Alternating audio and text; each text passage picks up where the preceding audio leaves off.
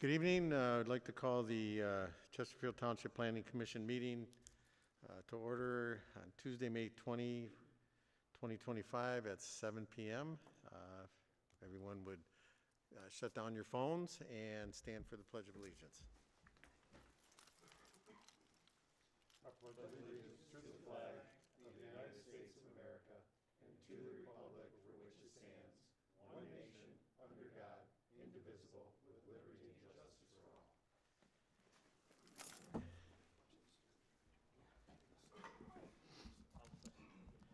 I would like to introduce a couple people that are here tonight with us. Robert Siebert, the Township Attorney, Stephanie Osborne from Giffords-Webster, and Jonathan Palin, Township Planner. I would like to call roll call. Rick LaBelle. Here. Kathy Bosberg is excused for tonight. Richard Brokart. Here. Brian Carr. Here. Ralph Jaworski. Here. James Kalinowski. Here. Mark Renault. Here. Eric Heider. Here. And Carl Leonard is here.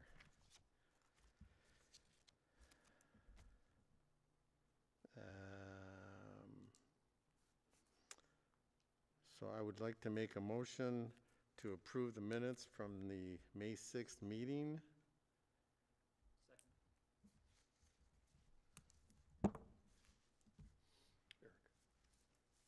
Motion made by Carl Leonard, supported by Eric Heider, to approve the prior minutes. All in favor? Aye. Denied, or, yeah, all in favor? Opposed?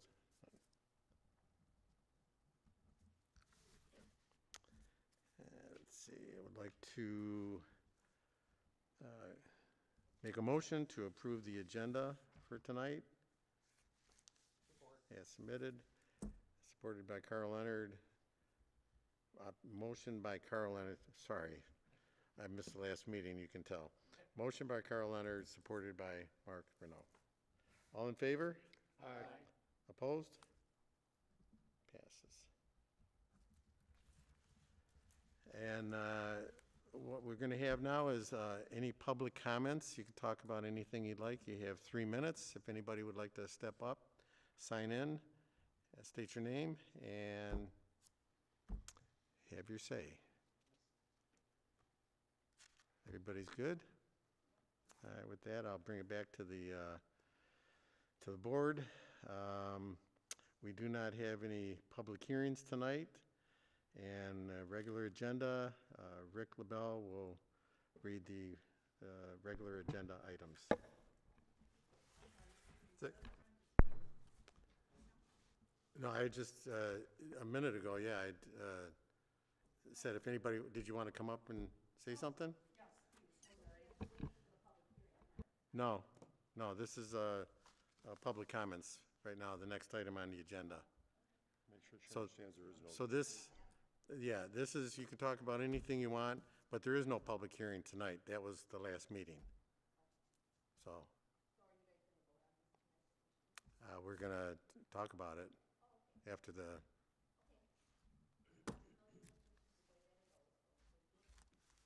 You're welcome. If you would, there's a button on the bottom of your microphone. Would you turn it on so the little red light turns on by your.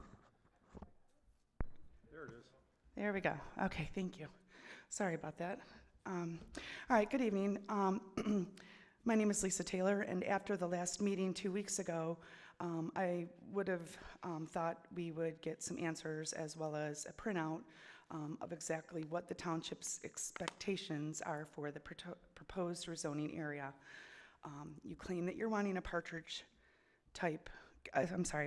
Creek type area, but allowing a storage facility in the stretch. The hope for that ship, I think, has long passed. At this point, the only viable plan for this stretch is going to be possibly more fast food restaurants, office buildings, and strip malls, which I think Chesterfield has plenty of those. I personally don't foresee sidewalks in a park-like setting in this stretch of the road. I mean, I've never seen anybody riding their bikes or families walking their kids, and I don't foresee that happening on 26 Mile Road, considering the traffic and the speeding that goes on in that area. not to mention all of the accidents. It's not a residential area any longer, so to try and turn it into one is like a complete waste of taxpayer money. I don't foresee people walking their families. I think more affirmative plans as far as the road and sewer are concerned. I think it's completely ludicrous to rezone these properties at this point in time. I would sincerely hope that the township would take a step back and wait to see how this all plays out. These people have already paid thousands upon thousands of dollars to have their properties rezoned, and with no benefit other than the ridiculous taxes that come with that for a non-expanded road with no sewer. I think you'd be doing these particular residents and the rest of Chesterfield Township a grave disservice by making a hasty decision. I think what would be best in this point in time is to wait and see how this all plays out. I think it'd be a great idea to table this until we get more affirmative answers on what lies ahead.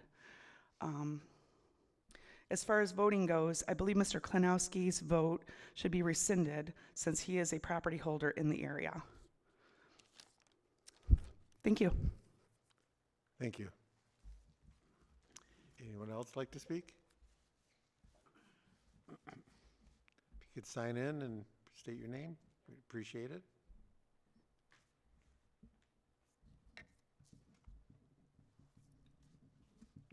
Bernadette McKenzie.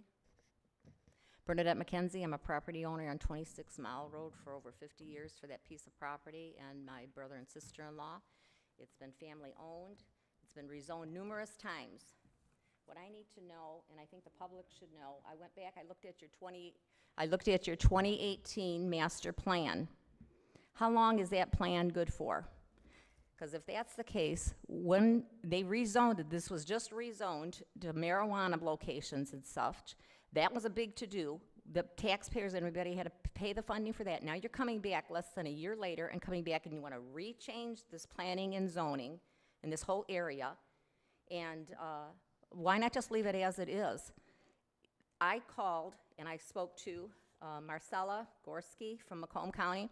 I asked her, what is the deal going on in this whole area for as far as the roads going? I said, it's a detrimental trap up there. And that's what I told you guys. You need to go there and spend a day on a nice day and see what's going on up there. If you haven't, you should. People are backed up coming home or going with school buses. There's 2 hospitals right up there. They want to put in fast food locations and stuff like that. Where in the heck, there are going to be accidents. There's accidents almost every single day there. And there's been deaths on County Line in 26 Mile Road. A young boy was killed over there also from the whole process. I don't think it's right. I think you guys should relook at it again.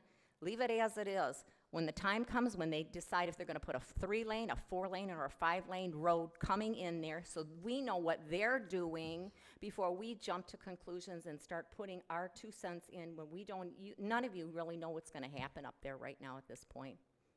And another thing is for Mr. Klinowski, he should have stayed. Mr. Klinowski should have stayed from there. He's got a lot of investment over in that whole area. He should not be voting on this issue. I don't think that's right for us because he's got an interest in this property that you guys eventually, if you think you're going to vote on. And in the master plan, 193 pages in that plan. 2018, it was made up. It's 2025 right now. If there's been any changes in there, amendments and stuff, that should have been made publicly known also to find out what do you guys really want to do. That's a long time that it's been going on in this time frame, and they really need to check it out and say, hey, okay, this is our plan now. And I know you guys keep changing it. It keeps going back and forth over here. And it's a waste of your time, too. I mean, my time is important also, but it's your time, too, that I'm talking about. And that's all I have to say. Thank you. Anyone else like to speak? Ken Kuzminski, property owner on 26 Mile Road. I just don't agree with the MX2 planning because housing is included in that, and I can't see any houses being built on 26 Mile Road.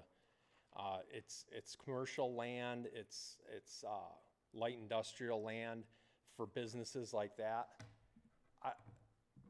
It's just poor planning to want to put any type of house on 26 Mile Road, because it's going to get widened, and putting that extra, I know you guys have talked about it, and you haven't done it yet, but there was talk about putting that road in also, which would split the property, which is crazy. I just don't see that even being feasible. Thank you. Anyone else like to speak? May I add to my comment? I'm sorry? May I add to my comment? Go ahead, if it's brief. It's brief. Okay, thank you. I would just like to add, Mr. Klanowski, even though he's a nice man, he did benefit greatly from the sewer being ran to his properties that he holds interest in. That's another reason why I feel like his vote should be excluded from your decision. Thank you. Thank you. Okay, with that, I'll bring it back to the board. As I stated, there's no public hearings tonight. We have regular agenda items, and Rick LaBelle will read the first one. Thank you, Mr. Chair. Item A is public hearing to amend Chapter 76 zoning map. The public hearing is to initiate amendments to the Chesterfield Township zoning map, including 17 parcels of land along 26 Mile Road from I-94 to county line. Public hearing was closed on 5/6 of '25. Thank you, Mr. LaBelle. So, as Mr. LaBelle said, the public hearing was open and closed at the last meeting. Everybody had a chance to talk about it. A lot of questions were brought up, a lot of comments were made. So what we're going to do is we're going to bring it to the board now. And if the board members, anybody has any comments or questions, we're open to any of it. And if there are not any comments or questions from the board, I will entertain a motion. I'd like to make a motion, Mr. Chairman, regarding agenda item 8A, to initiate amendments to the Chesterfield Township zoning map, including 17 parcels of land along 26 Mile Road from I-94 to County Line Road, referred to as the County Line Crossings Mixed Use District, MX2. I move to approve a recommendation to the Board of Trustees for implementation of the subject rezoning. In early 2019, Chesterfield Township Planning Commission and the Board of Trustees sought to create a master plan for the physical development of our township. A professional planning consultant was hired to support this effort. Public input was sought and received via visioning sessions, online surveys, open houses. In addition, residents and business owners were encouraged to attend and participate in these meetings and township board meetings. On May 5th of 2021, the Board of Trustees unanimously approved the master plan. The County Line Crossings Mixed Use District is not just a note in the master plan, it is an integral part of that plan. During our last meeting on May 6th, several residents asked questions and shared their concerns with this commission. Many of those questions and concerns were addressed. Some of them can't be addressed until this process continues. There were no statements or concerns shared that caused me to rethink the master plan or alter it at this time. In addition, the rezoning proposed remains in concert with the goals and intent of our master plan. For these reasons, I make a motion now to approve a recommendation to the Board of Trustees for implementation of the proposed rezoning map in support of the County Line Crossings Mixed Use District. Thank you. We have a motion. Does anybody want to support that motion? I'll support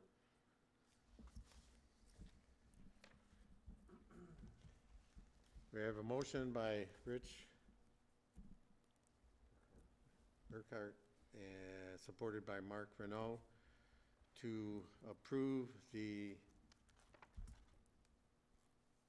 zoning map amendment and recommend it to the township elected officials. So with that, I have a motion and supported by Mark. All in favor? Aye. Opposed?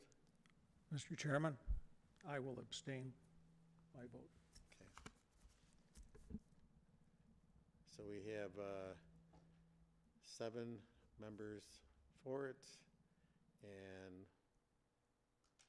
1 member absent and 1 abstaining. Motion passes.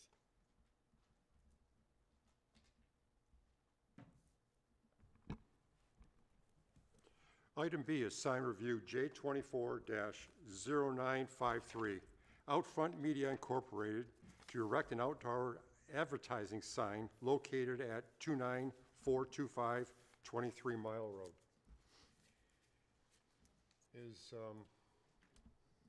Jonathan, would you like to chime in before we continue on with the applicant? Sure. So the applicant submitted a application for a billboard sign along I-94 at 23 Mile Road. I provided a review to the applicant. They responded that they would like to request variances for those areas which they were deficient. So in your packet, you will have a letter where I went over the ordinance requirements and their deficiencies with their sign that they're requesting a variance for. So I'll go over those real quick. The variance is requested for the construction requirements. Specifically, they're proposing a monopole construction as opposed to the 2-pole that the ordinance requires. They are requesting a height variance for a 60-foot tall sign. Our ordinance allows a maximum of 25 feet in height. They are requesting a variance for 1,200 square feet per sign face. Our ordinance allows 300 square feet. And they are also proposing to not do any landscaping underneath the billboard, which our ordinance does require that it be landscaped with a combination of low-height vegetation, such as ornamental grasses, shrubs, and flowers.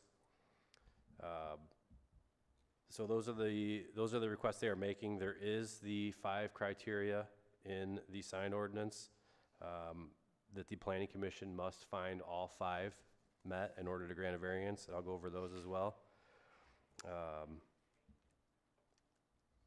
So the Planning Commission must assess the applicant's request for variances against the criteria outlined in section 52-11 of the ordinance. 1 being special circumstances or conditions peculiar to this particular property must be identified to justify the requested variances. The Commission should consider whether strict enforcement of the ordinance provisions would serve a useful purpose or hinder the sign's effectiveness.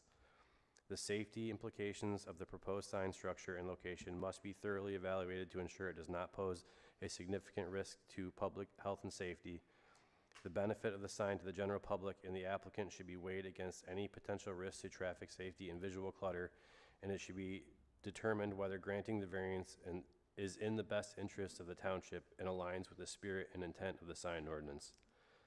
So those are the criteria to consider, and then each of their individual variance requests should be weighed against those criteria individually. And the same as when you consider a special land use, you need to consider all of those criteria individually and find that all of them are met. And with that, if you have any questions for me, I'd be happy to answer them. What I'll do is just go around the panel and see if anybody has any questions. And Give the applicant an opportunity to talk. is the applicant here tonight? Would you like to come up and say a few words? Thank you.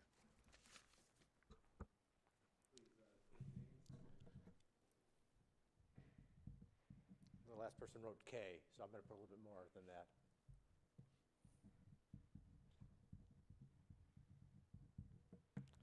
Good evening. My name is Adam Barrett. I'm an attorney at the law firm of Bodman PLC. My address is 1901 St. Antoine, 6th floor at Ford Field, Detroit, Michigan 48226.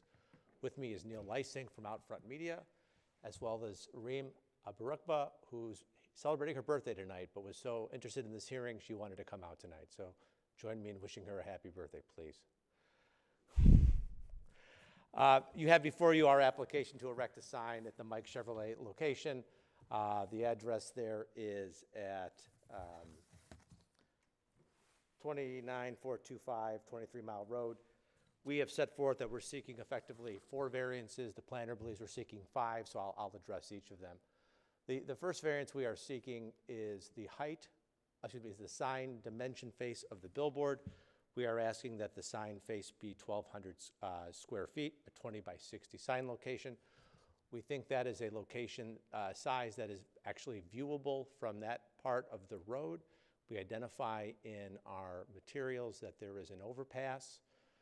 Michigan law presumes an 8-second read on billboards. Billboards are a permitted use in this zone. We would ask that, as well as there's a slight obstruction to an adjacent motel to the area. The questions of the township criteria: are there special circumstances? I believe we've met that. Would strictly enforcing the ordinance limit the sign's effectiveness? I think for the reasons set forth in my statements, as well as in our letter to the board and to the commission, we believe it would be. Safety implications of the proposed sign structure must be thoroughly evaluated to ensure they don't pose a risk. Billboard advertising is actually a unique creature of the law. It's regulated by federal, state, and local law.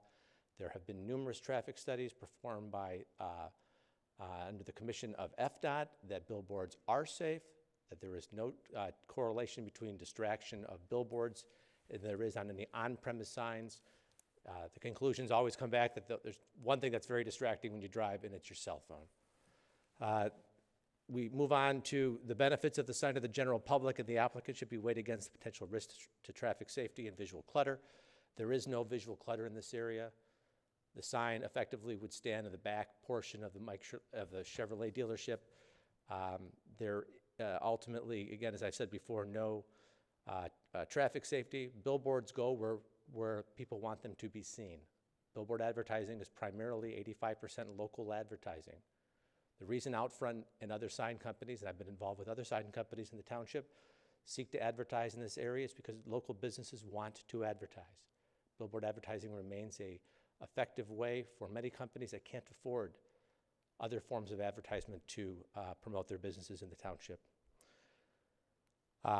Is the granting the ordinance, granting the variance in the best interest of the township and aligns with the spirit and intent of the signed ordinance? Yes. Generally speaking, your signed ordinance permits signs, allows signs.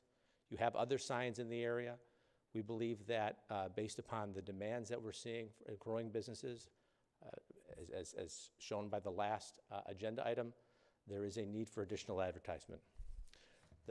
The next item that was identified by the planner here is that the V-shaped build shall not exceed 30 inches. I don't know if ours exactly does, but I think that's actually an issue of non-import. I would rely upon the same factors that I've identified before.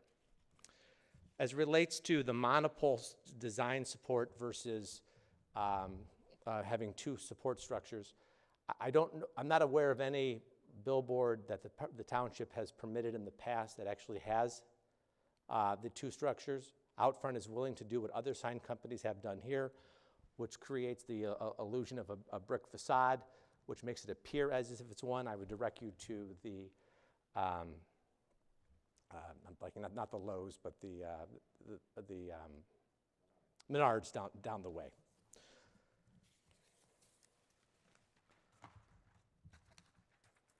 And on that basis, I would again identify my prior discussion of the elements, as well as the fact that the township has not enforced that upon other sign companies. Same stands with the landscaping requirements. This is not a sign that's going to be visible to its structure. If you can see from our rendering that we've submitted, the sign will be visible to motorists who are well off of where the structure of the sign is. So whether or not we plant perennials or other low-growing shrubbery or things like that, or flowers, is not going to be seen. To our knowledge, that has not been enforced to any other sign company. We would ask for the same or similar treatment. Sign height, 60 feet, is what we're requesting. We believe the township allows for a height of 25 feet.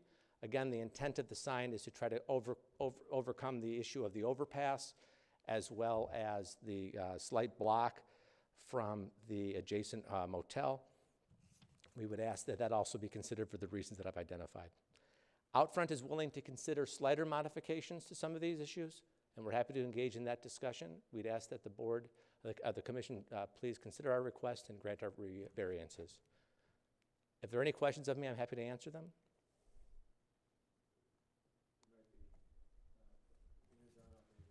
Okay, I am finished, and if I'll stand close by if you need to ask me any questions.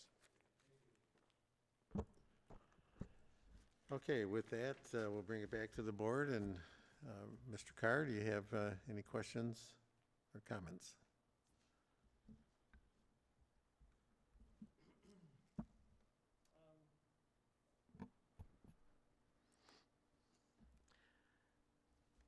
Well, I only recall one other sign coming in front of us since I've been on the board. I think it's been like 8 years or something I've been on this board. I only remember the one. And it seems very similar to where they wanted pretty much to ignore every aspect of our ordinance when it comes to sign. So I was a little taken back by the amount of variances being requested, because it pretty much just throw out our ordinance altogether, and they pretty much just want to do what they want. So I struggled with that one, just like I did the last time that the sign came, one of these signs came in front of us.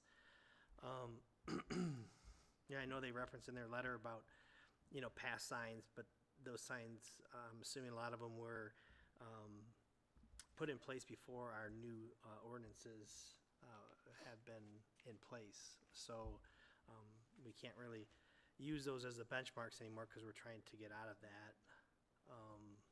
So, I mean, I don't have a problem with some flexibility in regards to, I guess the amount of variance that we allow. But I mean, like I said, I was looking at each one of their requests, and they're like not even close, to what our minimums are required. So I guess I'm open to listening, hearing what the other board members say. I guess I could be flexible with like the landscaping, things of that nature, but it's a really big sign. It's really tall. So, and I know we don't want to be known as the township with billboards everywhere. So those are just my initial thoughts. Is again, I think I'm flexible with some of the variances. But I think some of them need to be maybe massaged to be a little bit more in line with the vision of where we want to see the township heading. Okay. Thank you much. Mr. Brokart? I have nothing right now, thank you. Mr. Renaud? I was just curious, I was looking at the rendering, and you had made reference to an overpass potentially being an obstruction yet. In your rendering, I don't see an overpass, so I'm not entirely sure what that issue may or may not be. And then, yeah, with what Mr. Carr said as well, I'm thinking all the time that I've been up here, which has been about the same amount of time. This is only the second one, so it seems like a lot, but I'll be curious what other questions we have. All set? Thank you. Mr. Hyder? Yeah, we got this new sign ordinance for a reason, and this, oh, I'm sorry. One more time. Figure this out sometime. We have the sign ordinance for a reason that we just kind of adopted. And in that area, there's only really two signs that are significantly higher, which is the travel keeper and the speedway. This is a pretty significant high sign. I think it would stick out a little bit too much, and 35 feet as a variance is, I think, a little significant. So I'm having a little problem with this, because it's gonna kind of stick out, and we're trying to do a uniform area over that spot, like we kind of talked in the past. So, yeah, I'd like to see if there's any option that we can kind of talk to the applicant about. So, Okay. thank you. What? Thank you. I just wanted to make a comment about the other couple of signs that are over there. McDonald's had a real tall sign at one time across the expressway, and they wanted to redo the sign. We got a sign ordinance coming up where all the signs are going to be dropped down. So the very tall signs are there temporarily for the hotel and that, and those will probably be modified. So that's where that was going with the expressway type signs. Yeah. With the billboards, A little different. similar but different, so, How tall is the lodge keeper one offhand? Do we know? yeah, I have no idea. I know it's been there forever, but Yeah, tall, real tall. yeah, it does. so, Yeah, extremely tall. As the McDonald's was as well, Yep. so.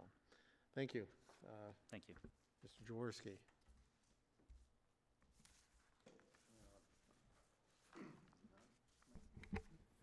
Well, I think my past stance on signs should be pretty obvious which way I'm going. The two large signs in that area, they gotta come down in the next 2 years, 3 years? It's March of 2027. Okay. So, I mean, obviously, those do have to come down. The location, and personally, I don't think that's really a good spot for the sign, but that's only my personal opinion.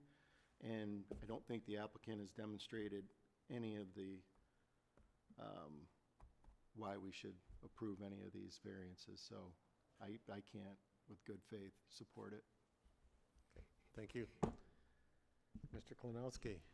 Yeah, if our goal is to change the ordinance, this is a good way to do it, because if we have a variance or pass variances like this, we will have to change our ordinance, or our ordinance will be null and void.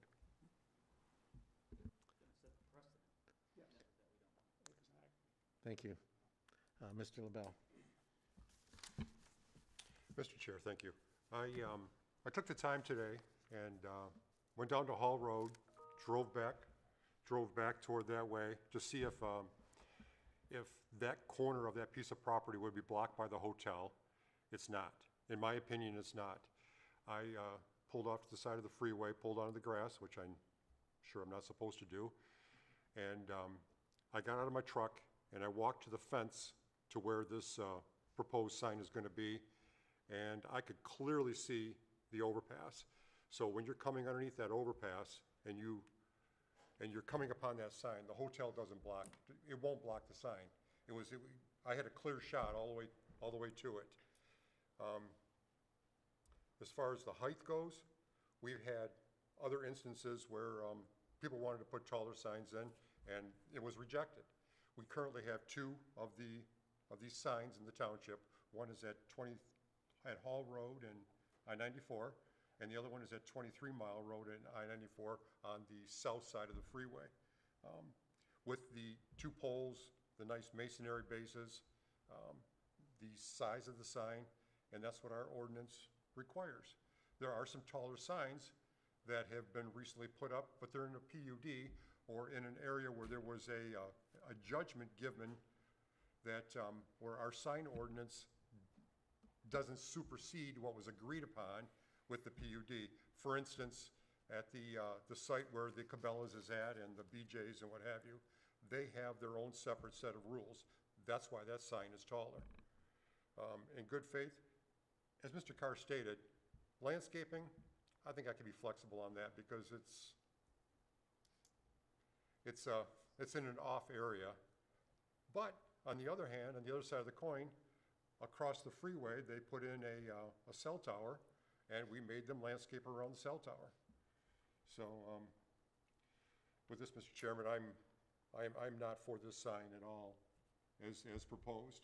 It needs to come into our ordinances, our ordinance requirements. And as was stated earlier, we'll be setting a precedence if we deviate from our ordinance. Thank you. Thank you. The chair pretty much agrees with some of the things mentioned. We come up with these changes. All the signs in the township are going to change in the next couple years. If they're taller, even if they're 16 feet tall, they're going to drop down.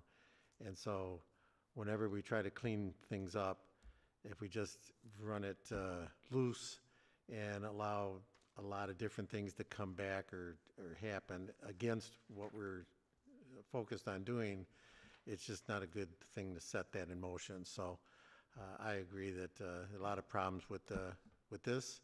I'm sure a billboard sign can go there with a whole lot of modifications, but I'm not sure how this is going to go. And so with that, I would entertain a motion. If you'd like to come back up and make a final comment? Do you have any, do you wish to make some changes here to adhere to our ordinance, or? Well, again, I wouldn't be here if a variance wasn't necessary, right? Ultimately, we are happy to talk about a smaller height, but the 10 by 30 is not going to be workable in that location. We'd be happy to go to a 14 by 48 bulletin size, which would be a significant reduction to what we've requested. I'm also willing to decrease the height, but the height that's, in place is really not going to work. I think I could go down as, perhaps as low as, say, 25 or 30 feet. I don't think people here are losing any sleep over the landscaping element, so I'm not going to address that. I will if you'd like me to. But ultimately, it's those dimensional pieces that would not allow the sign to be visible. And if we're trying to make sure that we're promoting traffic safety and the like for a permitted use in the township, such as billboard advertising is at this location, we need to make sure that the sign is visible and people are not straining to see it, because that would not be something that we would think would be worthwhile for the township as a joint asset between a permitted use where the township is looking for advertising in that area. So I hope that those proposed suggestions may lean the board towards making some slighter modifications to its ordinance, and I'd be happy to talk about those further. Do you wish us to make a motion this evening, or do you want to come back with another proposal? I'll leave it to the board's discretion. If you believe seeing those numbers in front of you in an amended application would be worthwhile discussing, I'm happy to do that. Otherwise, I'd ask the board to vote. Personally, a couple of comments were made, and it might be more the board members that up here that might agree with it. Anytime we go outside the parameters with any changes to the ordinance, it opens up a door, and then it sets a different precedent, and I'm just not sure. Personally, we created this. There are some billboard companies coming in, and if they're sized, properly, and everybody's in agreement, I think we're okay, but I don't think I can go for anything that much larger than what we currently have, so, but it's... Well, as my friend Mr. Siebert would tell you, under the Zoning Enabling Act, you are authorized by law, in fact required by law, to have a dimensional variance process, not necessarily a use variance process. And as I said, it's still too much, from what we have in the ordinance to what you're proposing. So if anybody has any comments up here, be glad to, bring that out and see if there's some give and take to, make this work. Mr. Chair, I have one more question, if you don't mind. You're proposing 1,200 square feet. Is that both signs added together, or is it 1,200 square feet, 1,200 square feet, or is it 600, 600? It's both sides. So it's 600 square feet on one sign, 600 square feet on the other side? The sign is 20 by 60. I'm just, I think that's was my point. We have been flexible with signage in the past. I have no issue entertaining variances, and we've granted them on many occasions. I think from my perspective, and I don't want to speak for the rest of the board, but it was just the audacity of the extent of your variances. And it was the same thing that happened the last time somebody came with the board. The only other time I remember the sign was, he used the same thing. He basically wanted us to throw our ordinance out, and he just came with a sign that he didn't even attempt to. And so I can't speak for that in regards to your client. But what I can speak to is, I think, again, it's the amount of the variance that you're requiring, not that you're asking for a variance. It's just that the fact that they're not even close enough for us to even entertain, because, if a sign, we're asking 25 feet, you're basically going 130, percent higher than that. The size of our signs, we want, we can go up to 300 square feet on both sides. You're asking for 400% of that. They're not even, from my perspective, it's like you're not even trying to work with us. So from my perspective, it's hard to entertain a variance when, if you're coming and saying, hey, you're at 25 feet, we'd like to be at 30. you're like, okay, that's manageable. You know, or even if you want to be at 450 square feet versus the 300, I'm just throwing out numbers. I'm not saying what everybody would be comfortable with, but from what I read in your letter and in your variances is that you really didn't even look at the ordinance. You just said, this is the sign that I want, and let me see if I can kind of push it through. And from my perspective, that would be a no. You know, what everyone else would do, I'm not sure, but from my perspective, that'd be a no. Well, Mr. Carr, I appreciate your comments. I mean, Yeah, clearly, that's all. that's not our intent, is to look at the ordinance, see how much we can blow it apart. Our attempt is to try to find a sign that works in the area. There's a reference made to some on-premise signs and PUDs and the like. So, oh, I'm sorry. Mr. Carr, what I was saying was it wasn't our intent to try to look at the ordinance and see how far we can cheat it or get away with it. We're trying to find signs that work in the industry, work for that location. The other big factor to consider too is advertisers pay for advertisements to go on that sign. If the sign is not of standard size, then advertisers need to pay more, making the accessibility for advertisers much harder to come by. So the local McDonald's that pays co-op advertising and the like, it's much more expensive for that company. Same with the car dealership, same with the other businesses you're trying to promote here. So again, I am willing to talk at a lesser height. I think I can come down as low as maybe 25 feet. That sounds pretty close to where your ordinance is.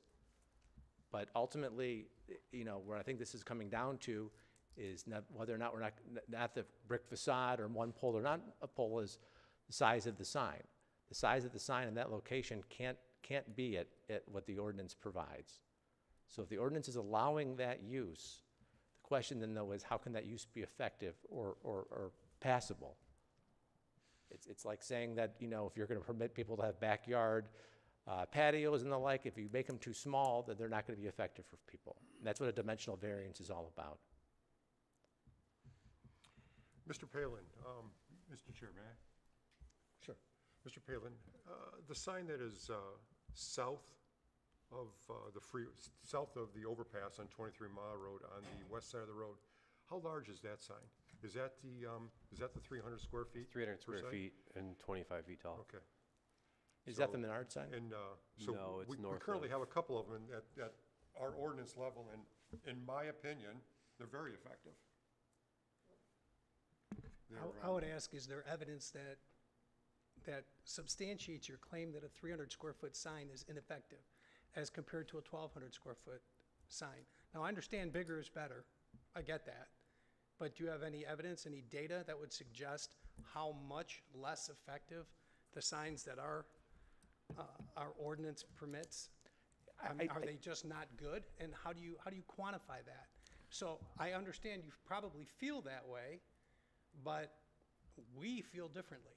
So if you have data that says a 1,200 square foot sign is going to be this effective on a scale from 1 to 100, or any scale you have, as compared to a 300 square foot sign, I'd love to see it, because I don't know that exists. Sir, so effectiveness, it sounds like we're putting an economic barometer to it, and we're not. Well, that was your claim, that it wasn't effective at 300 square feet, wasn't effective enough. Not necessarily visible. That road bends, that road turns. And so giving you data for any topographical area is difficult. I can tell you that Outfront Media, as a nationwide company that does billboard advertising, reviewed this and said that sign cannot be seen at that size to that, you know, at that type of, that location. So billboards, again, as I said before, are subject to spacing requirements. And so I could, you know, proffer to you that this might be one of the last locations that the township would be able to permit from a spacing standpoint, because the Highway Advertising Act and the Federal Beautification Act require certain requirements in that regard. But in terms of where this sign is located, based upon its topography and its offset or setback from the road, a smaller sign would be less visible at the permitted levels than what we're seeking, or I'm willing to compromise to. So my question is, how much less visible, and how did you quantify that? I would love to see the data if you have it. So there's no data. It's a standard that's used by Okay, thank professionals you. who out there and review it. Anybody else have any comments or questions? I do have one more question, and I apologize. At the beginning of your presentation, you said that there was 5 variances? We applied for 4 variances, I believe. 4, there's only 4. We did, I believe the planner added subsection 52-6D8 that we had not identified. I'm not sure it's applicable, but I wanted to make sure that I don't think the V-build here, in terms of its degree, is what's wagging the dog. Okay. So, and we're happy to make modification to that if that's an issue. Am I clear? So by V-build, the sign is a monopole structure, but the face is... Yes, I understand what you're saying, yeah.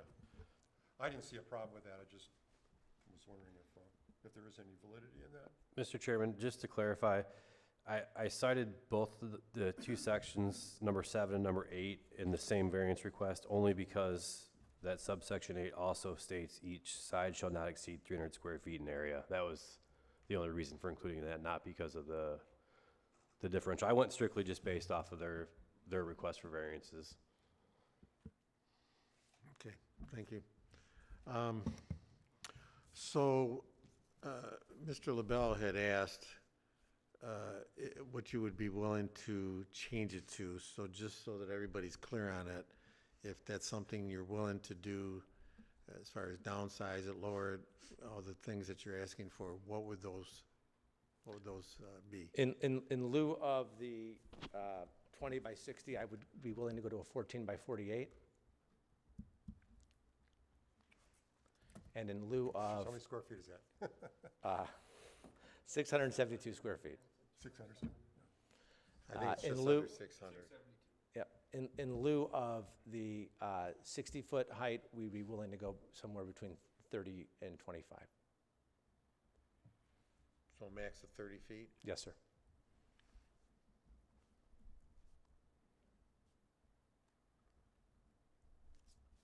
Was there any other?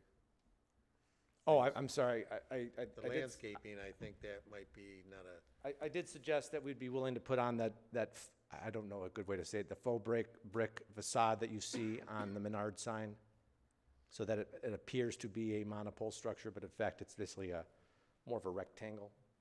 so are we okay with the monopole, or are we still looking for?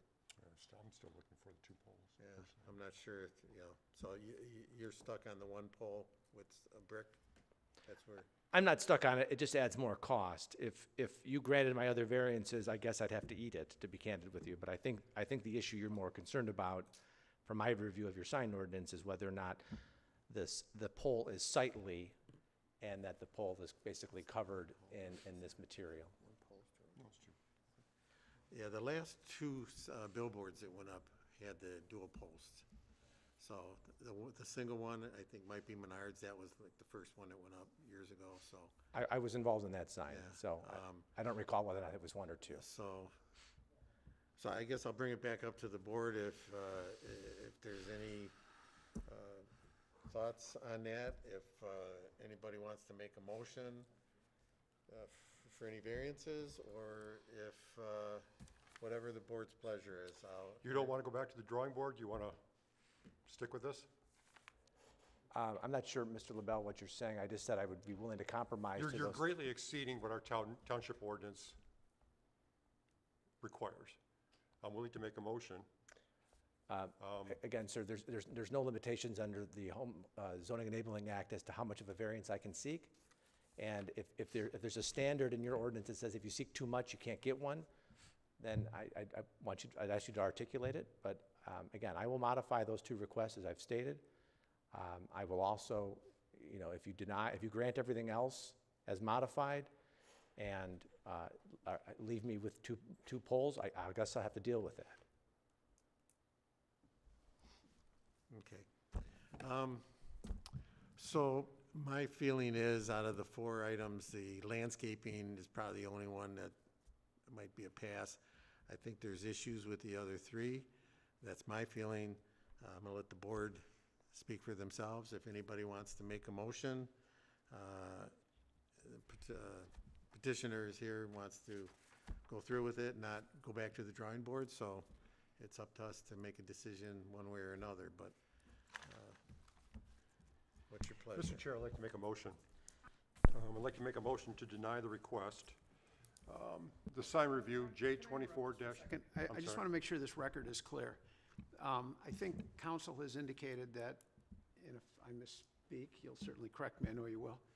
I think what council is saying is he is prepared to orally amend the written application for the variances by downsizing the square footage from 1,200 to 672, to downsize the height of the sign from, I think it was 50, down to 25 or 30, that he'd be willing to put in, if he has to, the dual post, and you waive the landscaping.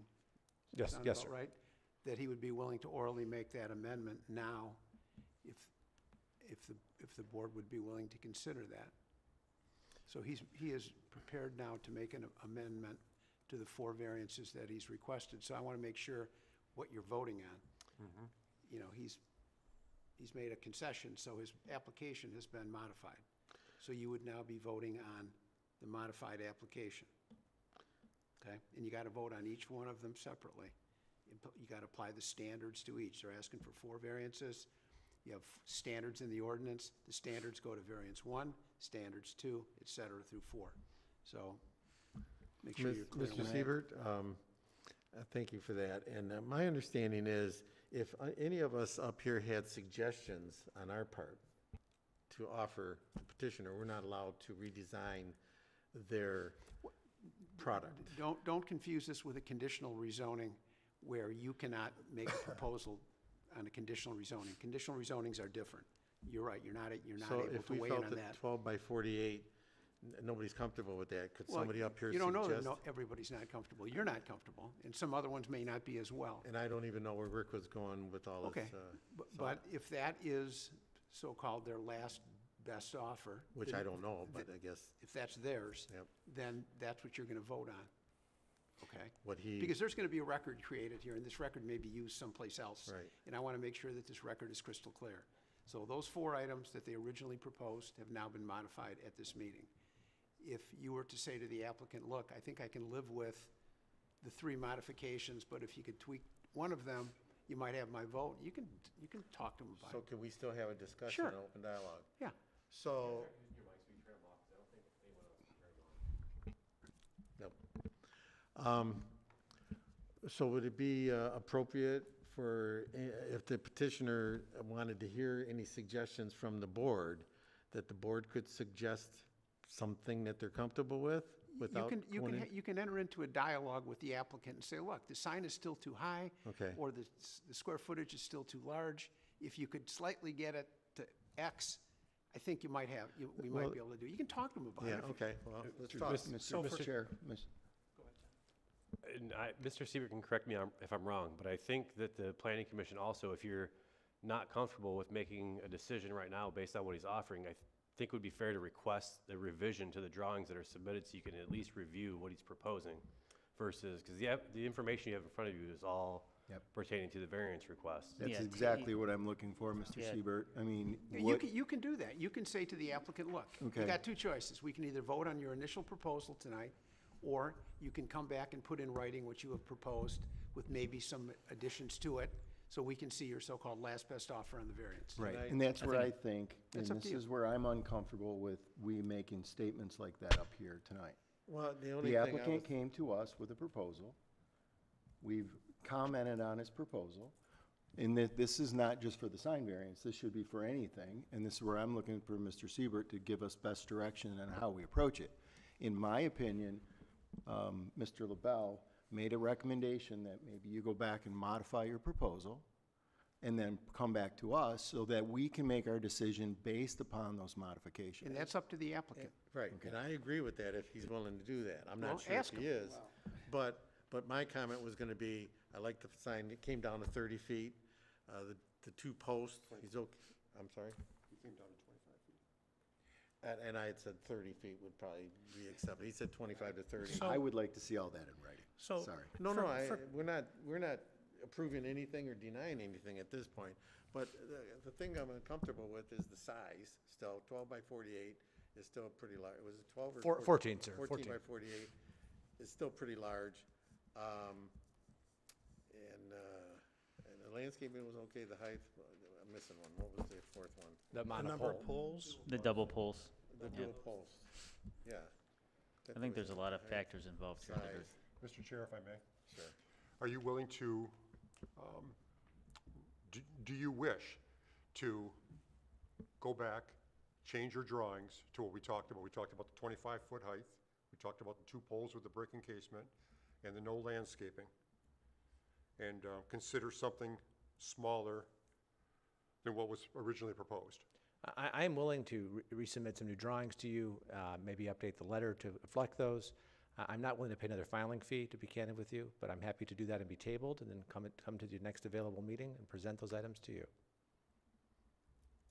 Okay. I just want to make one more comment. The 14 by 48 is still too much for me. I'm not speaking for anybody else. So if you're going to come back and we're going to consider something else, I'd like to see something pretty substantial. I appreciate your And comments, sir. try to work with you at the same time. I appreciate your comments, sir. So I'll so, leave it up. Mr. Siebert, for clarity for me, if the applicant was willing to go to 25 feet, and that's the ordinance, it wouldn't be an issue at all to bring in front of us, correct? Right, so you don't need a variance. Right.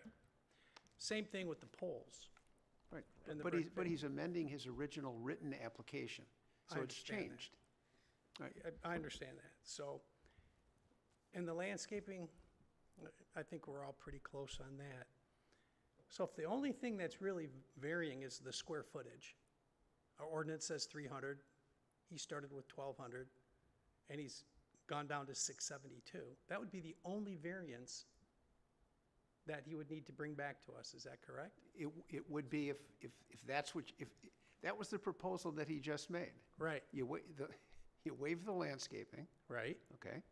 So you would need a variance for the waiver, fair. okay? Yep. You wouldn't need a variance for the height, because he would meet the ordinance. Well, I did say 25 to 30, so I need to see that Okay, rendering. all right. Yeah. Well, you're either gonna meet the Just- I ordinance or wanna you're make it not, clear. and that's True, a big deal. I Well, want to make then he it would need a clear. variance. I want to make it clear to the board, certain members on the board waived the landscaping. No, I get it. It wasn't voted upon. Right, but it's still up to the petitioner to come back with whatever he would like to propose. I still want landscaping. Mr. Chairman, Where And it's that- at. And that's something the applicant, take into account what you've heard here from the commissioners when you, Yes, sir. if you go back and do that. Yes, sir. Mr. Chairman, just one more point of clarification, is the planning commission does approve billboards either way. So even if all criteria of the ordinance was met, it would still come to the planning commission for approval. So just to provide that clarification. Certainly, the cleaner path would be for council to come back at the next meeting, put it on paper, give you all a chance to sleep on it, come back and vote it up or down. Mr. Chair, I'd like to make a motion to postpone making a decision this evening on sign review J24-0953, giving the applicant an opportunity to revise his drawings as well as what his required variances will be. Give you up to 6 meetings, so you have to do it right away. Oh, But as you soon- don't get a as soon as you review wanna that do it, easy. You can, I'll be but I'm gonna back. give you 6 meetings just in case something happens in the meantime. And with that, I'd like to make a motion to postpone making a decision this evening. We have a motion by Rick LaBelle, supported by James Kolnowski, to postpone up to 6 meetings for the petitioner to come back with a new set of plans and information for us. So with that, all in favor? Aye. Aye. Opposed? Motion passes. Thank you. Thank you. Good evening. 6 well, we don't have to put the date to it. Thank you. Item C is Avalon Meadows Site Plan 2024-23. It's RM3/CJ, 13.41 acres north side of 23 Mile Road, west of Chesterfield Road. The parcel ID is 15-09-18-454-003. Ms. Osborne, you want to go through your review, please? Yes, thank you. So in your packets, there is a memo dated March 21st. The applicant has since updated their plans and submitted revised drawings, so I'll walk you through the letter and note what's changed. and you'll see that they've cleaned up pretty much everything. So the little bit of history about the property is subject to consent judgment that was approved back in 2023. That allowed the property to be rezoned from R1A to RM3 and allowed no more than 103 townhome-style units, with 75 of those being 2-bedroom units with a 1-car garage and 28 units having 3 bedrooms and a 2-car garage. So the applicant is proposing to construct 17 buildings in total. Again, these are a mix of 2 and 3 bedroom units for a total of the 75 2-bedroom units, 28 with 3 bedrooms. And this is a permitted use. So at the bottom of page 2 goes over the dimensional standards. All the dimensional standards have been met, including my note about the front yard setback that was clarified on the plans and has been met. At the top of page 3, we get into the standards for the multiple family districts. I'll note that E1 at the very top there, I accidentally reversed the numbers. It is compliant in terms of recreation area that's provided. They do have more than what is required. And they meet all the additional requirements in terms of the natural open space, what portion of that goes into their recreation facility calculations. They've also met all the requirements for the landscape setbacks. That's at the bottom of page 3 and continues on to page 4. On page 4, we note again that they're compliant in terms of the length of the building. The drive aisles are compliant at 28 feet wide.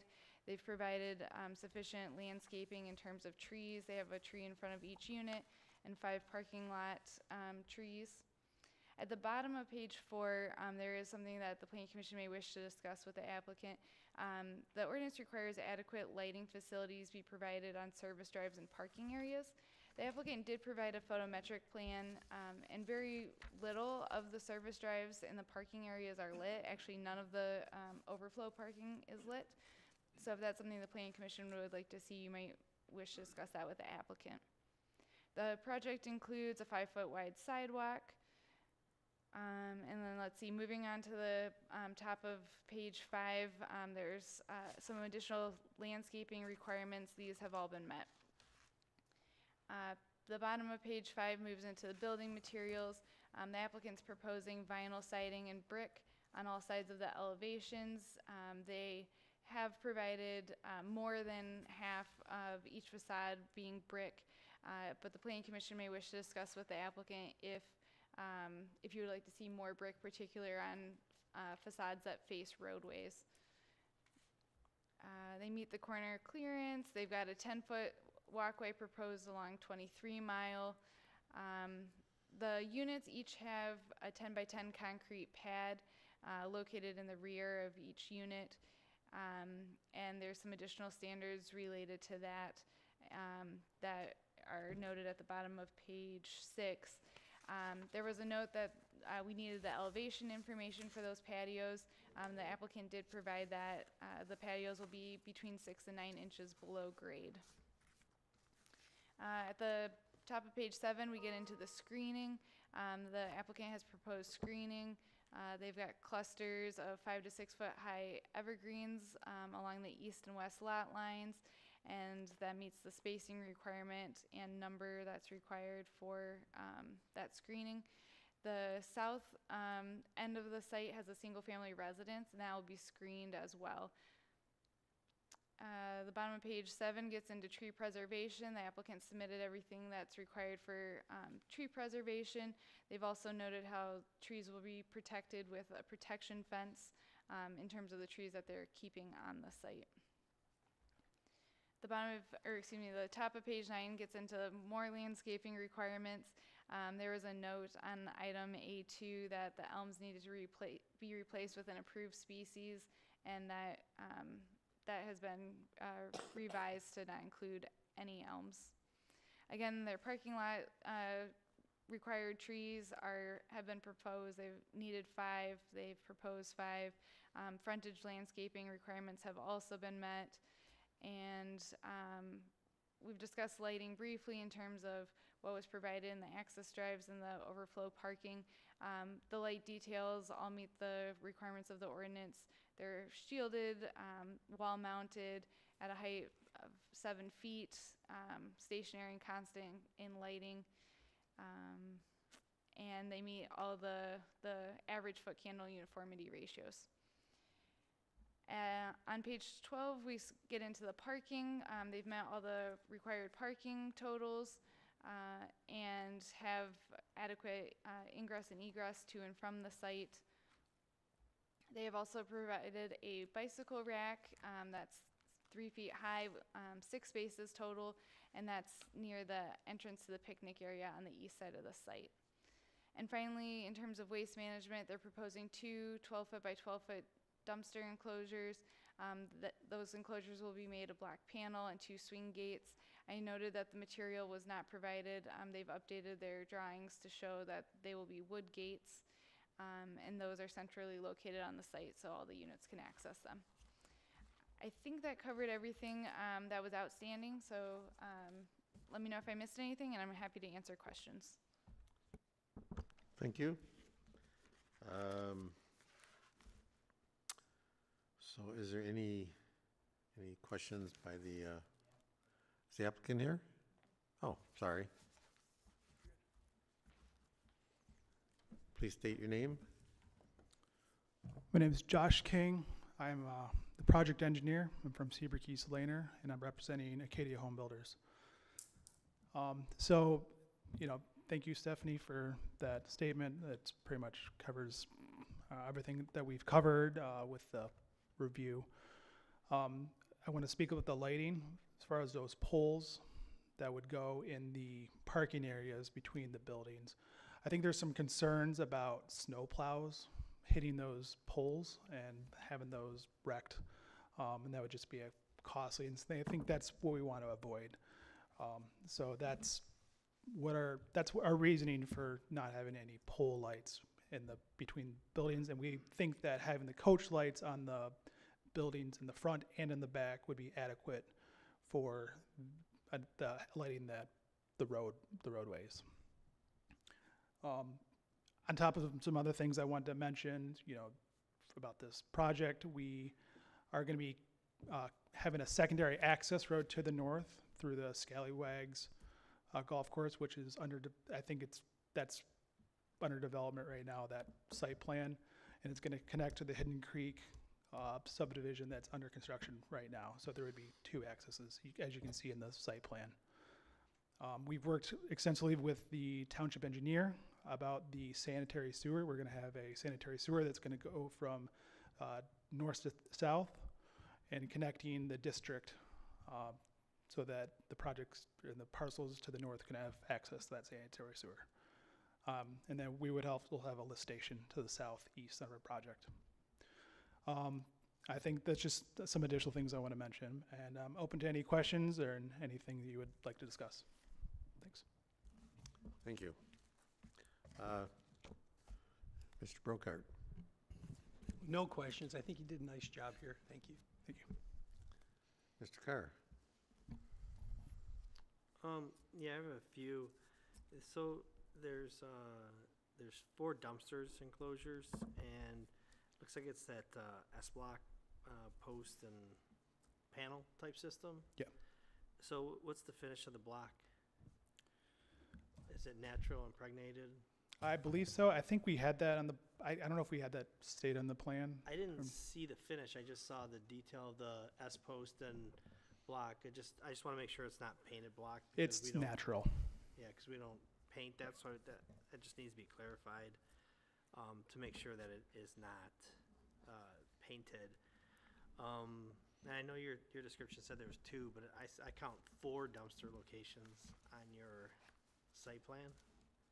I think 4 is correct? Yes. Yeah. Okay. The east side, it's zone M1, and then there's a consent judgment, which is like a storage type thing, which is very unsightly. I thought we typically require screening between residential and M1, or, you know, any manufacturing type districts besides just trees. I was just, that's a question to you, because I was understanding that typically they have to do some type of a screening wall with a berm, something, from residential to manufacturing. So, that, you know, does those little trees, does that meet that? Because usually we require a wall of some type. So when the mini storage came in, you know, there were the use to provide the screening, and at the time, the commission thought the combination they had of they did like the faux brick wall privacy fence. Yeah, I remember. They thought the combination of that and the existing vegetation was sufficient screening to the west. Yeah, so,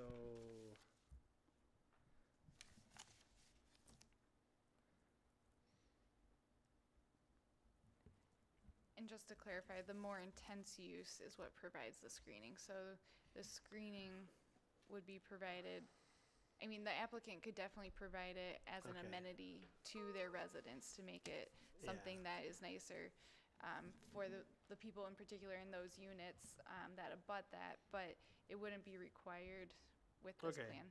So the trees are good for them. Mhm. Okay, thanks. Yeah, because there's the storage, which I remember, but the property just north of the storage is M1, and that's undeveloped. That's why I was asking. But it seems like whoever develops that would be required to do that.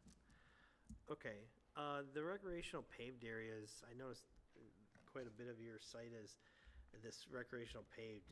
Is that literally concrete, or is it some type of like a geoconcrete that allows grass to grow between it? Like, is it literally impervious?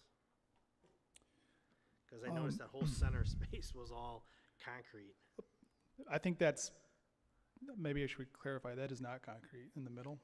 Yeah, that's how I was kind of confused, because it says it's paved, and I was like, well, when I think of paving, I think of concrete. Didn't seem like a very friendly That's recreational not area. That's not paved. Okay, so what is it? Grass, I guess turf. Oh, it's definitely not grass, because that grass is in different areas. It definitely says paved. I guess, try I'm trying to look figure out at what the you're talking about. So. The whole center area, that whole recreational center area, it's paved. It says,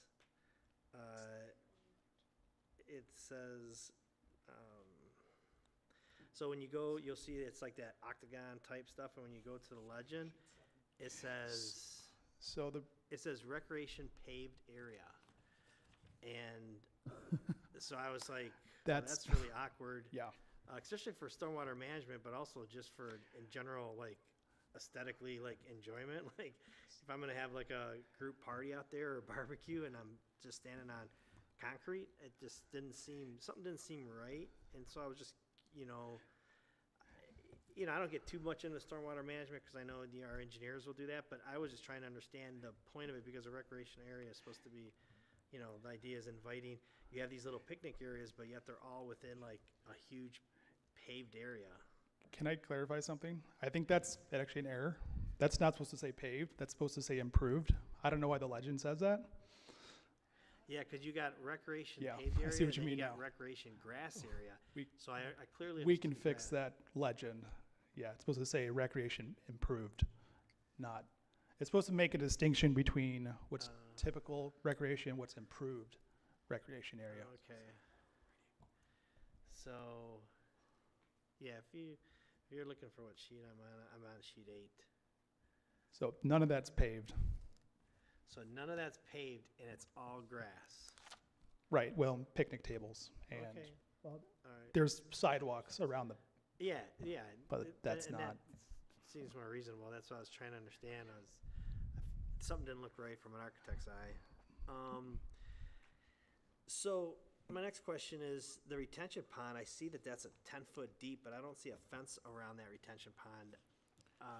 Isn't there supposed to be a fence when it's that deep? I mean, I don't know what the hold retention is for your pond, but in my experience, when it's that deep, if you have a storm event and it takes, say, 24 hours, 48 hours, that, somebody can go on this, anyone could fall in that and drown. So I didn't see a fence or anything type of protection. So according to the engineering standards, it's based on the slope of the pond, Yeah, and the this is a side 1 slope. in 6 slope. That's 1 in right here. 6. If it's more than that, I think if it's up to between 1 in 6 and 1 in 4, it needs to be Huh. fenced. So this has been sized for its 1 in 6. So that's what the engineering standards say, and that's what we So you designed can't to. drown in 10 feet of water because you got a 1 to 6 side slope? I think that the idea is Yeah. we don't want people, Yeah, if it's flatter, it's interesting. less bit of risk. But okay, so that's it. No, I know. That's a really deep retention pond. I'm just not used to seeing them that deep without a protection. But I guess if it meets ordinance, then I don't have much to say about that. I just wanted to make sure that it was checked. The other thing too is, what about, with these old, with all these retention ponds, making them like bioswales using native plants? Is that something that our ordinance addresses any of that? Native plants are encouraged but not required. Yeah. So you're not planning on doing anything good for the environment? So during engineering review with the Public Works, they do have a statement in there, they have something in their Yeah. requirements for BMPs, and that's something Yeah. we do look at when we're at the engineering stage. That's, it's something we consider, that's something they will want to look at. And we have to create a stormwater narrative explaining our reasonings for it, not for it. So that's, that's something we will address during the engineering review phase. We haven't got there yet. We haven't showed anything like that. Yeah, no, I didn't see any. I was just trying to, just taking a look at that, and I know we're doing a lot of bioswales, and most places are doing it now, and it's a good thing to implement. It might be something then we want to look at for our future ordinances, trying to require some of those things. It would be something I would encourage, especially for the size of your pond. I think it'd be a good thing.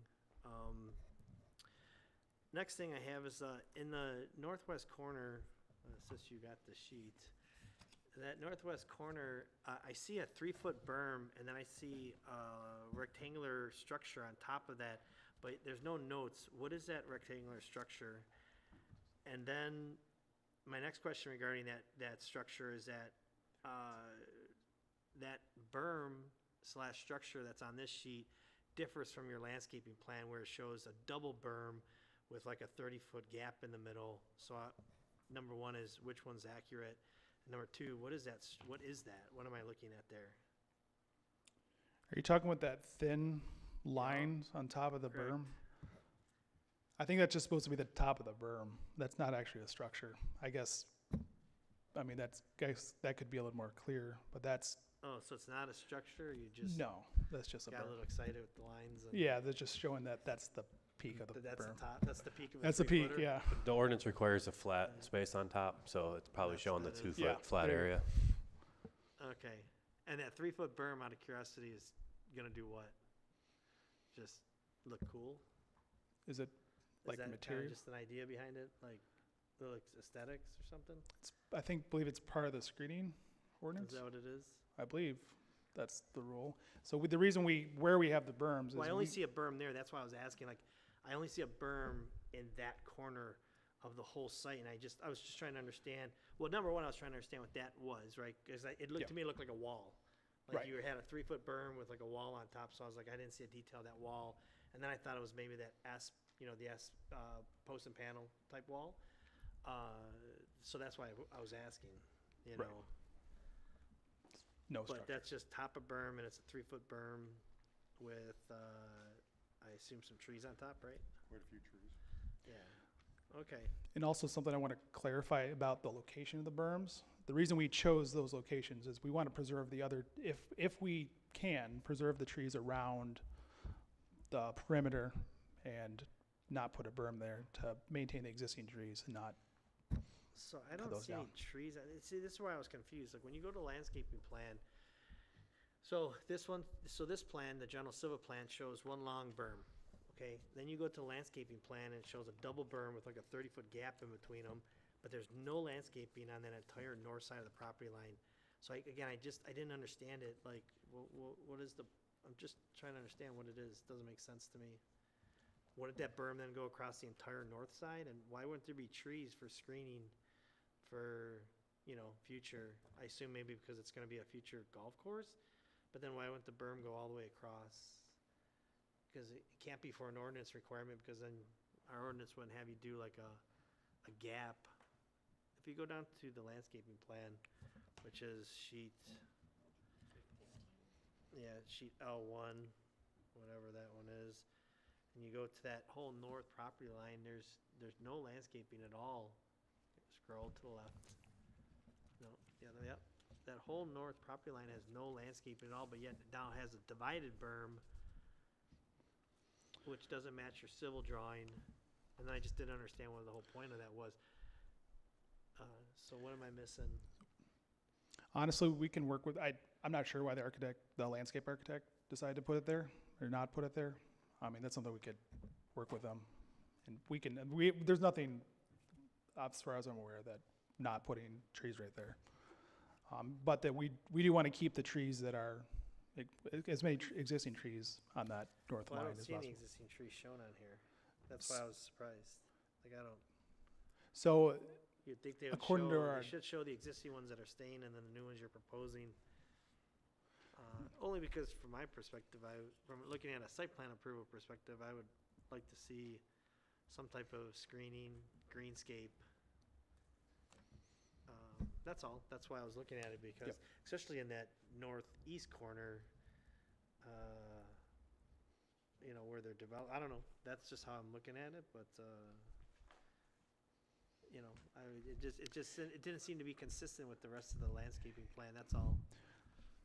So those are, I think overall, those are my thoughts. I think we addressed the streetlights. I did see the photometric, but I did think it was a little awkward that the parking lots, call them parking lots, if you will, the little parking spaces that are extra, typically those are for visitors, right? And I thought it was a little awkward that there was no lights around those, because those people probably would be asked to park there and walk across the street. And it seemed like that was more like, parking again for visitors. So I thought it was a little awkward that there wasn't any lighting by those parking spaces.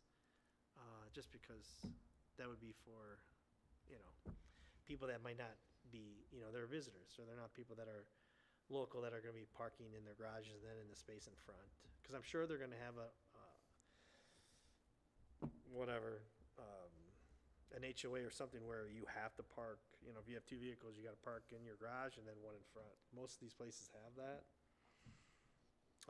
So that those spaces are usually for visitors. So, I don't know what our photometrics required for those parking spaces. They don't require it? They could be zero? Okay. I guess just to elaborate, the ordinance does require, in terms of lighting, adequate lighting. Let me see if I can find the exact language here.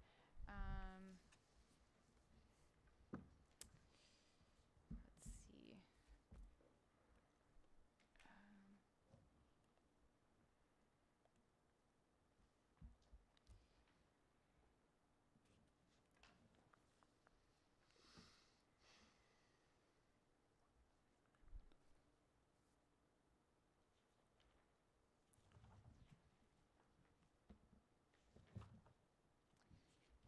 Oh yeah, here,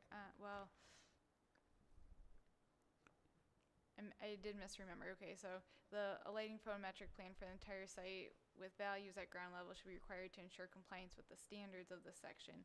But then I'm not seeing actually another standard that discusses adequate. There are, the average foot candle uniformity ratios which have been met, and that's over the entire site as opposed to certain sections of the site. But even then, that wouldn't require, neither would necessarily have a minimum. Okay, yeah. Okay, yeah, no, and that's fine. Yeah, I would say, I mean, those are my comments. I mean, again, I think for the I mean, I agree. I think, you know, you did a nice job overall with your plan. I think as long as we verify, that the block panel, as, you know, as column block panel doesn't have any paint and it's all, natural, I think we need to verify that. I think that the screening on the north side should be at least reviewed because there does seem to be a gap there. I'm not quite sure why. And I think the rest is I'd like, actually, I just noticed this. I'd like to clarify. I look at the landscape plan. Looks like that to the north, that parcel is zoned A1. So I believe that's why that decision was made, that maybe there's some kind of screening requirement where between RM3 and A1, there's not any requirement to have trees there. That's just my speculation.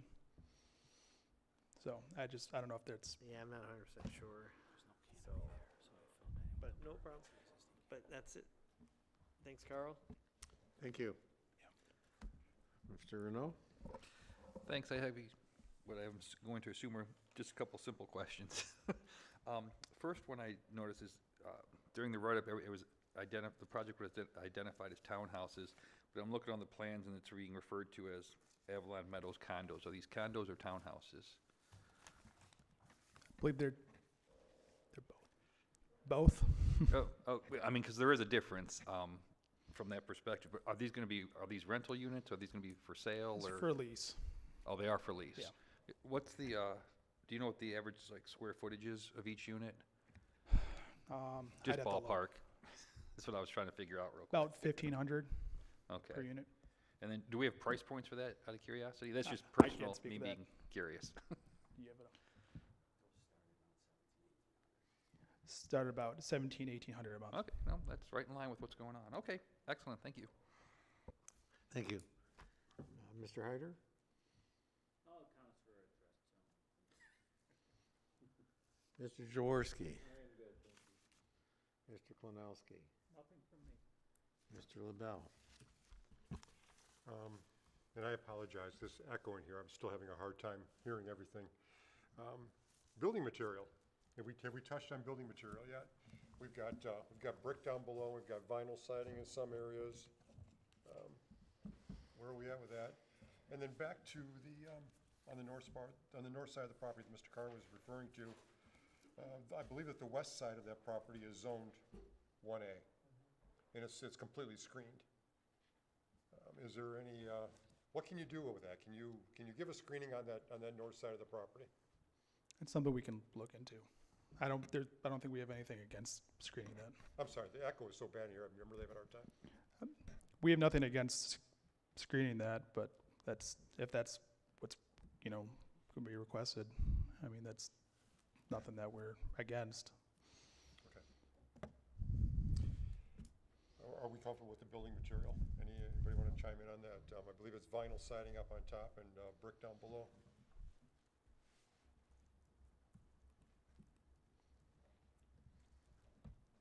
Can you tell us what the vinyl siding, is it a residential vinyl siding? Is it a commercial vinyl siding? What are we doing for the material up above? It'll be a composite vinyl with a mix of hardy with cedar shake Oh, finish. okay, so you are using hardy. It'll be non-maintenance. We're not going to build anything that needs to be painted down the road. Okay. I'm Greg Icabelli with Acadia Homes. Well, vinyl is different than composite or LP I know, or it's- hardy plank, so can you specify exactly? Are we doing vinyl? It'll be a vinyl cedar shake. Okay. Okay, so there's vinyl cedar shake, and then you had mentioned hardy board. Are you actually using hardy board on it No, then? the or- hardy board will be the cedar shake. I say hardy board because that's the term everybody's been using, but the industry's is progressed towards just cedar shakes, the Okay. vinyl cedar shake. It says The vinyl, vinyl cedar it shake. says vinyl shake siding in the gable, so there's a note on the plan. On the gables, but that's not Right. everywhere. No, the rest of it, it just says vinyl siding, here's a note.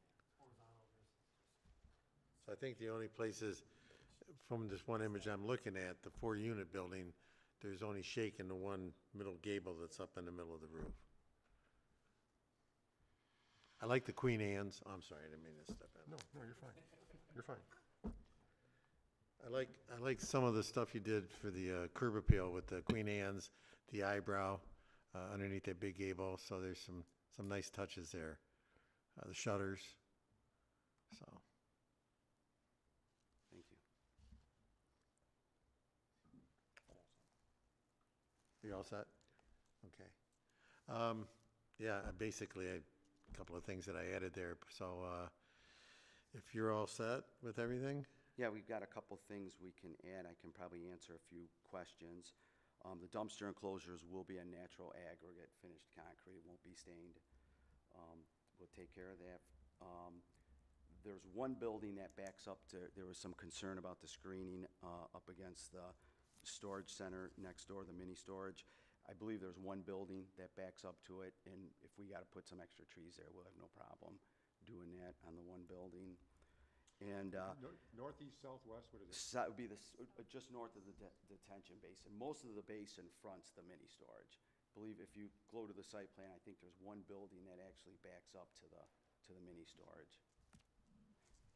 There might be a plan that shows it a little closer on that survey.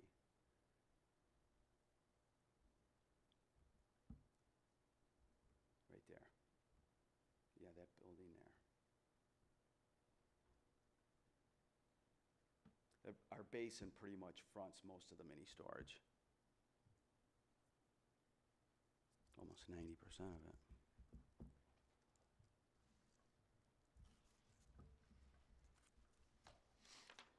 And lighting for the guest parking, what we would, lighting, the coach lights will be on, they'll all turn on simultaneously through the whole development, and it does light up the entire roads, everything. You'd be surprised how much light the coach lights put off.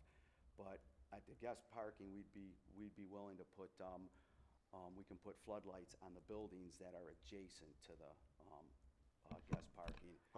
Our ordinance doesn't allow floodlights. Doesn't allow, No. okay, then. I think the point that was being made earlier was if they're for guest parking, the residents know Yeah. the terrain and everything, and the guests would be there at night and then just not know the area that well. So I think that's why the lighting was brought up over there. I mean, that's why I brought it up, just because I'm familiar with these type of developments, and when you look at again, I can only look at the data you provided. When you look at your photometrics, I mean, the entire center is 0 foot candles. So so again, and that whole center area is all common space, right? So unit in the northeast corner can have a small party, and people are gonna be parking in any open spot, and then maybe they're meeting in that center area to have a picnic, and it goes to, midnight, right? I mean, people are gonna be walking back to their cars that are all around the spot, all around the site, wherever they found a spot. And there's, according to your photometrics, there's 0 foot candles along all those paths. It just, from my perspective, seemed odd for rentals, because again, their rentals are transient, they're people that are coming in and out.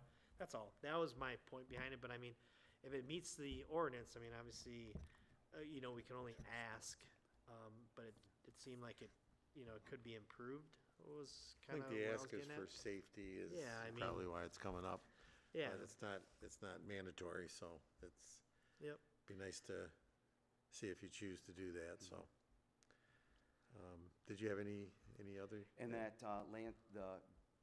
screening to the north, if you scroll to the existing tree survey, I believe there's a void there in the existing tree canopy, and I think the landscape architect was thinking to fill that in with a berm there, if you go to the existing tree canopy, but we can fill that in with some screening as well. I think it's page 3. One more sheet down. Nope, if you keep going, it'll split it. There you go, the top portion. You see there's a void there, a tree canopy, right along that north property line. Well, that's why I would think you'd want to plant trees. That's why the berm is only 3 foot. The berm doesn't do, 3 foot berm is nothing. I mean, that's why I was trying to understand the gap. So, I would recommend, I would recommend screening there, but, that's my thoughts. Or don't do the berm and do the screening. Yeah, we can adjust that with. some Yeah, I screening. mean, again, because I didn't quite understand what the berm was doing at all. It doesn't serve any aesthetic or visual. It's just a mound of dirt or a mound of grass, I would think you'd get more out of the trees. That that continue that screening around that corner, I think would be a nicer aesthetic touch, but that's my thoughts. We'll be doing Stag's Leap, the second phase there. That'll be it's the first phase of Stag's Leap, which will basically be phase 2 of this. We'll make sure it's right.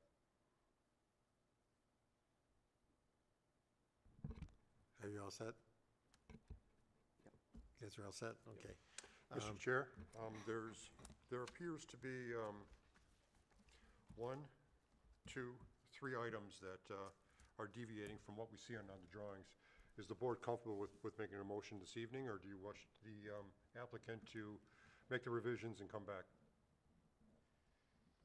Can the revisions be done and handled by?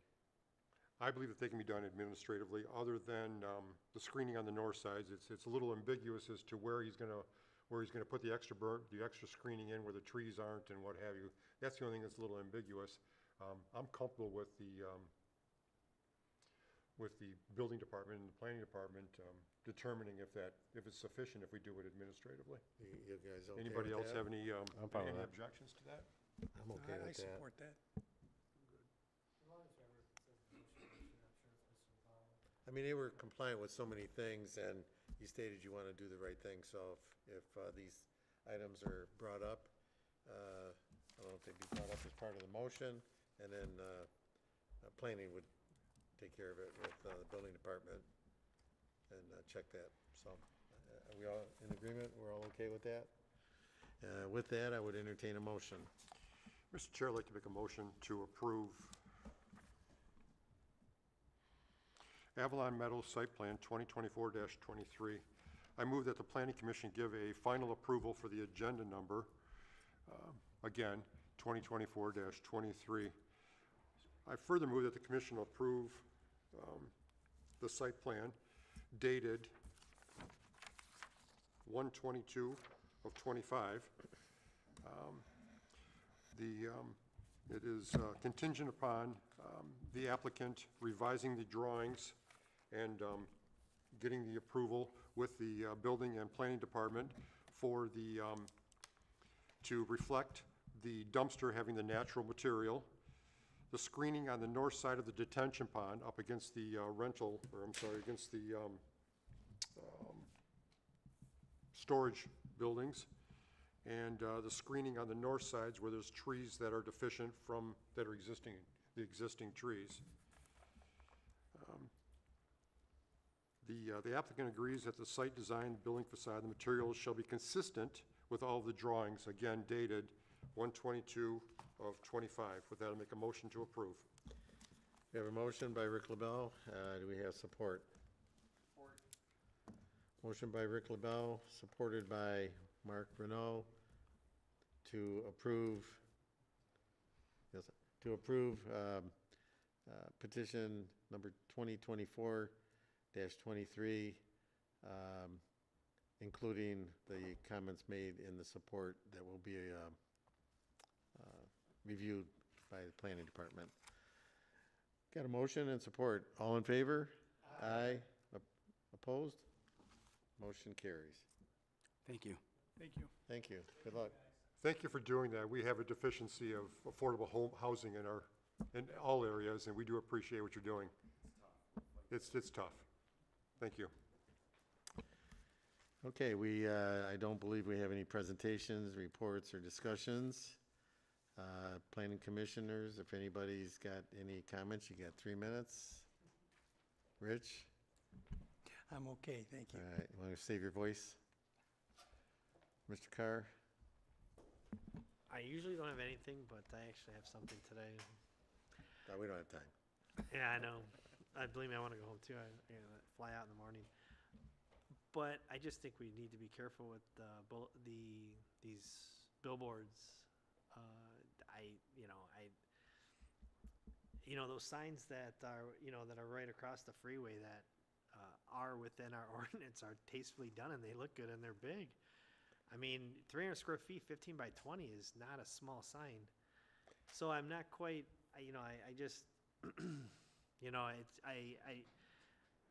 we're trying to clean up the township. That's why the ordinance was changed. And I think that we eventually have to make a decision. Are we going to,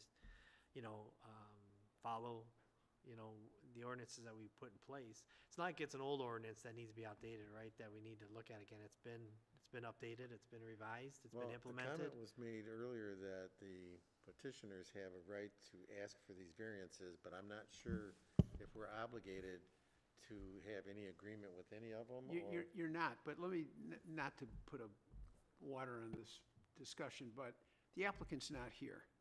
And you ought not be talking about the sign ordinance and the sizes and all this philosophical stuff about, what the township ought to look like. You got an applicant here that came in for some variances, and discussing this issue after he's left is not, I think, a good policy, so don't do that. Okay. Okay? I believe our comment should be to non-agenda related. Yeah, they ought to, this, planning commission stuff at the end, that's up to you, but it shouldn't be on anything that's even remotely on the agenda. Okay. On that note, I'm all good, thank you. Mr. Hyder? I'm good, thank you. Mr. Jaworski? Nothing from me. Mr. LaBelle? Nothing for me, thank you. I don't have anything. I appreciate the guidance, though, that we don't, say or do something improper. Huh?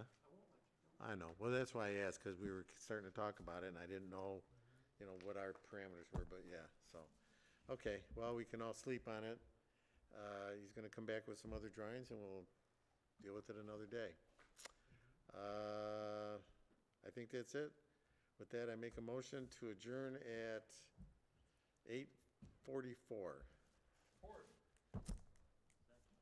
Motion by Carl to adjourn,